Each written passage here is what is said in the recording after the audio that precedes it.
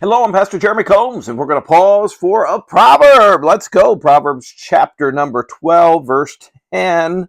A righteous man regardeth the life of his beast, but the tender mercies of the wicked are cruel.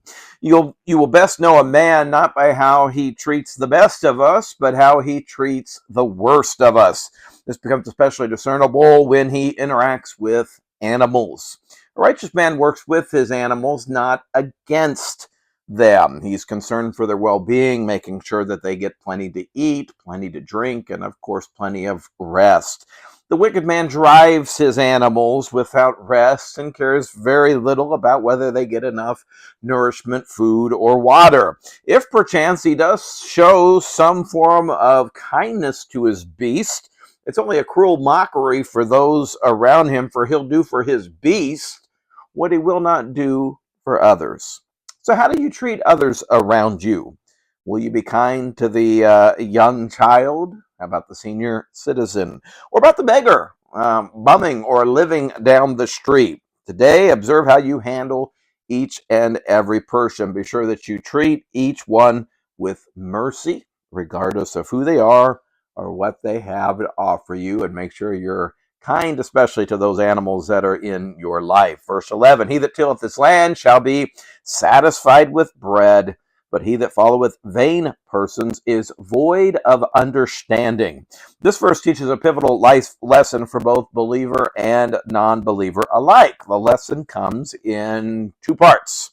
Each part is of equal importance. Part one is the lesson of good old-fashioned hard work.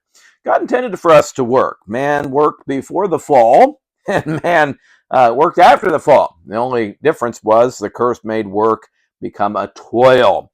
But regardless of it, he was still commanded to continue to work. Surprisingly to some is the fact that when we get to heaven one day, we're going to work as well. Here, work gives provision. He'll have bread to eat, is what we're told. It also not only gives provision, it gives purpose. Notice there's a satisfaction of his bread that only work could bring.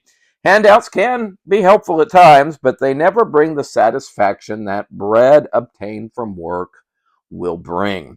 Part two is the lesson of avoiding shifty individuals that never settle down and live from hand to mouth. To follow means to run after. And so the foolish will forsake the wise, right, and lasting way for the life of fun, foolishness, and fleeting paths. One more verse and we'll be done for the day. Verse number 12. Chapter 12, verse 12. Here we go. The wicked desireth the net of evil men, but the root of the righteous yieldeth fruit. It's often been said that taking the easy path is what makes men and rivers crooked. The net or catch of an evil man is very appealing. Just throw out a net and rake in the profits, or so it seems. The net of the evil comes in many forms. Cheating on an exam, lying on a resume, gambling to strike it rich, and these are just a few of nets to name a few. God intended for us to receive in this life in two ways: prayer and hard work. Rather than carelessly throwing away our life or resources, we should go to the ultimate resource, and of course that is God. We should pray for what we need, and in some cases want here in this life. If we receive it, it's obviously because God said yes. If we don't receive it, it's because God, who knows best, said no. The righteous receive from their root, this would be God, because they are connected. They are children of God. Yet there's one more side to this equation, that is not just to pray, but also to work.